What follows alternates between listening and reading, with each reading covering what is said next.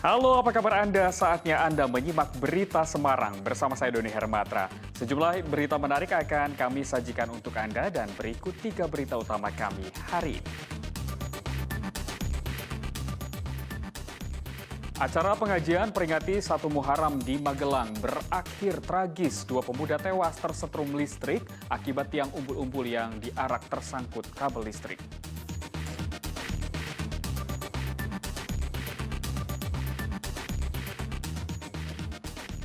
Diduga mengalami penyimpangan seksual, seorang suami di Banyumas tega menjual istrinya kepada pria lain. Ironisnya tersangka justru mengintip saat istrinya digagahi laki-laki lain.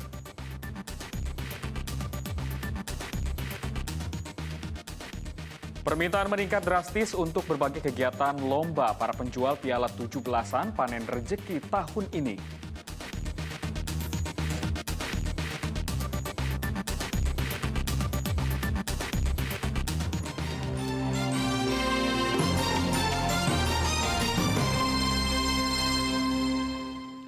Kita ke informasi pertama. Kebakaran menghanguskan sebuah tempat usaha gerabah hingga rata dengan tanah di Kabupaten Klaten. Api bahkan sempat membakar jaringan listrik di sekitar lokasi.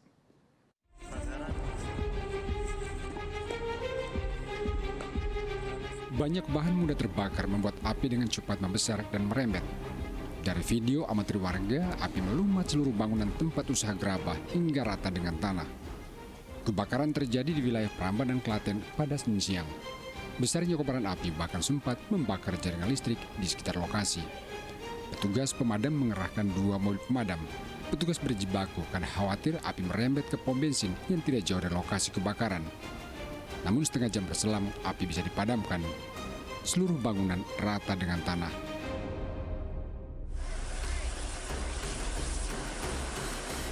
Belum diketahui pasti penyebab kebakaran, namun tempat usaha dalam kondisi kosong.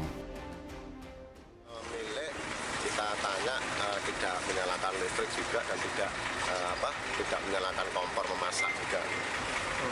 Jadi saat kejadian posisinya warungnya itu kosong atau? Ya, kalau tadi kita tanya sama pemilik, tempat ini kosong, nggak ada yang menunggu.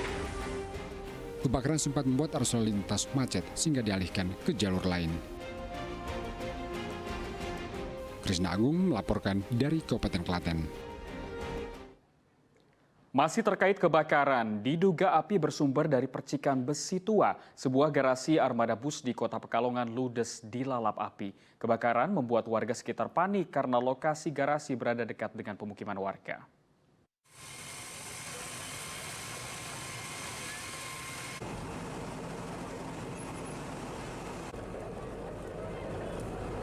Warga di Jalan Ahmad Yani, Kota Pekalongan sempat panik saat api menghanguskan garasi armada bus Coyo pada Senin petang. Warga khawatir api merembet ke permukiman warga yang letaknya tidak jauh dari lokasi. Namun kerja keras petugas pemadam mampu meminimalisir dampak kebakaran. Dalam waktu setengah jam, api bisa dipadamkan sehingga tidak sampai merembet ke permukiman warga dan juga tidak menyambar ke bus-bus lainnya. Petugas segera menyemprot titik-titik api agar tidak terjadi kebakaran susulan. Kebakaran berlangsung begitu cepat, banyak ban yang mudah terbakar membuat api membesar. Dugaan sementara, api bersumber dari percikan api saat para karyawan memotong besi tua. Awal daripada kebakaran ini adalah pertama kali ada karyawan yang motong-motong besi tua. Motong-motong besi tua ada percikan api yang nyampe ke daerah ban-ban bekas maupun tempat-tempat ini kayak gambut itu, sehingga sangat rentan sekali untuk situasi panas seperti ini, sehingga ada api. Api itu dari kecil akhirnya cepat membesar karena situasi panas juga. Terus dari karyawan yang tadi motongi besi ini mengambil air tapi nggak leluasa dia. Terus akhirnya dari karyawan ini telepon pada polsek terus menyampaikan pada pemadam kebakaran. Gitu. Untuk mengungkap kasus ini, sejumlah karyawan dimintai keterangan.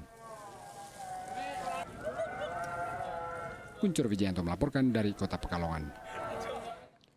2 pemuda tewas tersengat listrik pada acara pengajian yang diwarnai aksi membawa umbul-umbul di Kabupaten Magelang. Diduga tiang umbul-umbul tersangkut kabel listrik sehingga sejumlah remaja tersengat listrik. Acara pengajian memperingati 1 Muharram 1444 Hijriah yang diikuti sejumlah pemuda di Desa Banjar Agung, Kecamatan Kajoran, Magelang berakhir memilukan pada Minggu malam. Sejumlah pemuda yang mengarak umpul-umpul terpental karena tersengat aliran listrik. Musibah terjadi sebelum pengajian berlangsung. Diduga tiang umpul-umpul setinggi 3 meter tersangkut kabel listrik sehingga sejumlah pemuda tersengat aliran listrik. Insiden berlangsung begitu cepat sehingga 6 pemuda terpental. Akibat musibah ini, 2 pemuda, Sofian Yakob dan Ahmad Karisman, sama-sama asal desa Tonoboyo, Kecamatan Bandongan, Magelang, meninggal dunia. Salah satu korban sempat dilarikan ke rumah sakit, namun nyawanya tidak tertolong. Kasusnya yang sini saya pertama, yang satu udah meninggal di TKP. Terus setelah beberapa selang menit kemudian, saya dikabari lagi ada satu lagi warga saya yang dilarikan ke rumah sakit umum RSU Tigar Magelang. Ajeng saya untuk yang selanjutnya kan, untuk korban yang sana sudah saya kondisikan teman dan warga yang di sana. Saya lari ke RSU mengondisikan yang satunya karena memang udah kondisi kritis. Ternyata sampai di tengah perjalanan yang satu udah ada kabar meninggal juga. Karena di TKP sendiri itu korban yang meninggal dunia ketika pengajian menggunakan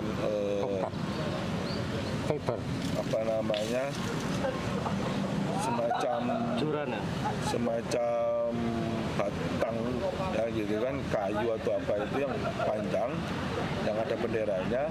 Seketika itu juga terkena kabel listrik ya, jaringan kabel listrik, yang mana seketika itu juga korban tersengat listrik. 2 korban telah dimakamkan pada Senin siang, sementara 4 korban lainnya masih dirawat intensif di Rumah Sakit Umum Daerah Magelang. Wahyudiono melaporkan dari Kabupaten Magelang. Kerangka manusia ditemukan di sebuah aliran sungai di perkebunan durian di Kabupaten Semarang. Polisi masih menyelidiki identitas pelaku karena yang tersisa di tubuh korban hanya celana pendek. Polisi dari Polres Semarang langsung memasang garis polisi di lokasi penemuan kerangka manusia di Desa Pesagitan, Kecamatan Bojak. Kerangka manusia pertama kali ditemukan warga, lalu dilaporkan ke polisi. Berdasarkan hasil identifikasi awal, kerangka manusia yang ditemukan terdiri dari kepala, tengkorak, tulang dada, dan juga paha. Namun polisi tidak menemukan identitas korban. Selain tulang belulang, hanya ditemukan celana pendek korban. Selanjutnya kasus ini akan diselidiki Polres Kendal karena lokasi penemuan berada di Desa Pasigitan, Kecamatan Bojak, Kendal yang merupakan wilayah hukum Polres Kendal. Hasil olah TKP kita sementara saat ini, kita mengetahui adanya kerangka diduga tubuh manusia, kepala, tulang iga, tulang paha bagian atas, kemudian celana pendek berwarna hitam. Untuk identitas? Untuk identitas sampai dengan saat ini belum.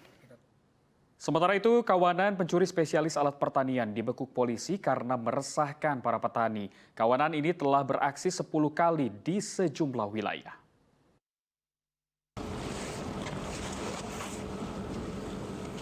Berbagai jenis alat pertanian dari mesin traktor hingga pompa air merupakan barang bukti kejahatan komplotan Wanto asal Kabupaten Pati.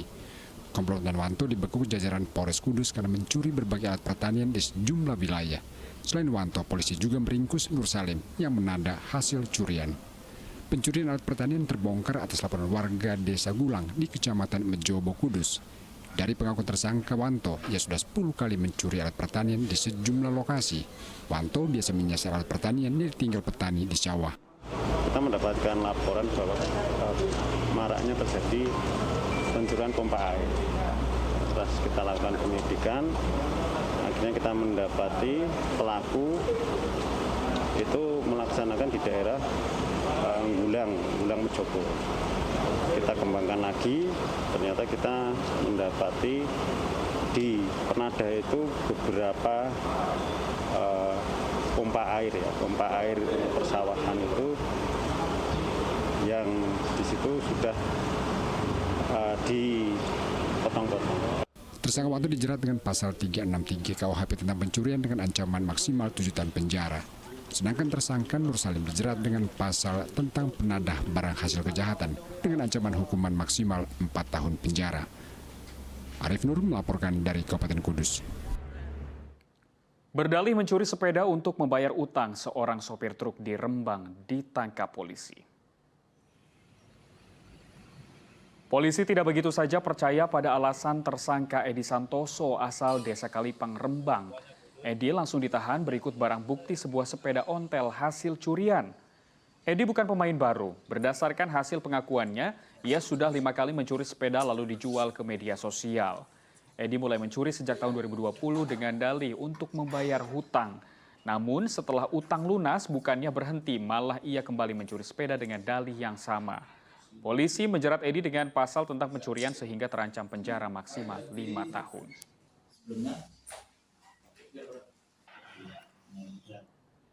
5 pemuda pelaku pengeroyokan 3 mahasiswa di Kota Semarang ditangkap. Akibat pengeroyokan itu, salah satu korban terluka di kepala karena terkena celurit. Julius Agung, mahasiswa asal Tayan Hulu, Kalimantan Barat, jadi korban pengeroyokan di Jalan Dr. Cipto, Kota Semarang. Kepalanya terluka akibat bacokan celurit. 2 teman lainnya juga terluka tetapi tidak separah Julius. Ketiganya merupakan mahasiswa Akademi Pelayaran Swasta di Semarang. Mereka dikeroyok sekelompok pemuda di jalan. Polisi lalu menangkap 5 dari belasan pelaku. Terungkap mereka adalah komplotan geng motor yang kerap mencari sasarannya secara acak. Saat kejadian, para pelaku sempat berpesta miras di kawasan Pasar BK, Semarang Barat. Setelah itu mereka berkeliling mencari sasaran naas. Ketiga mahasiswa pelayaran itu menjadi korban. Mereka bersepakat untuk keliling kota Semarang untuk mencari musuh. Alasan mereka, dan secara kebetulan berpapasan dengan para taruna AMNI ini. Kemudian para pelaku meneriaki, korban ini merasa ada yang memanggil, dipikir adalah kawannya. Kemudian singgah, dan yang terjadi adalah mereka kemudian dikeroyok.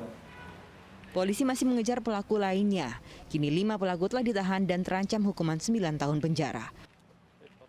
Agus Hermanto melaporkan dari Kota Semarang.